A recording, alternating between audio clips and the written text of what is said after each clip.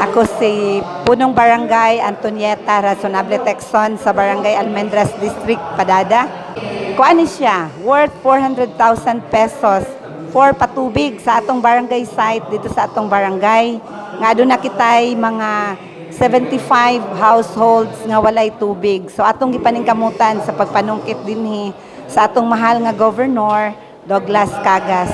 Thank you Lord nga nahatag yun. Dili lang ni siya mao sir. Napanis siya ay musunod nga 1.6 million for drainage. Kay 2 million man niya ang akong gipangayo. Mabutang ni siya sa F. Mata Street and Bonifacio Street, Barangay Almendras District. Mao gini among pangandoy sir kay sa mga projects karon nga akong gipangayo kinigyong patubig kay dugay na for how many years nga wala sila tubig. And then ikaduha kining kanal gyud tungod sa atong mga calamities simbak mo. Sa ibate sa mga constituent ani man katong mga benepisyo gid sa mga sa proyekto.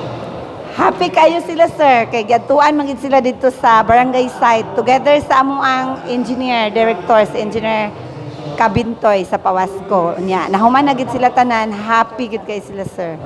Ang akong mensahe kay governor o kay vice gov, daghan gyud kayong salamat gov sa imuhang paghatag sa among gipangayo kanimo ug thank you kaayo dili lang ingon nga sa inyong pagkamanggihatagon, daghan kayong salamat tungod kay si governor manggod. Aptik kaayo mo attend sa among mga program, barangay assembly aptik. Basta imo lang siyang invite og si Governor Mark Cagas og si Ma'am Didi.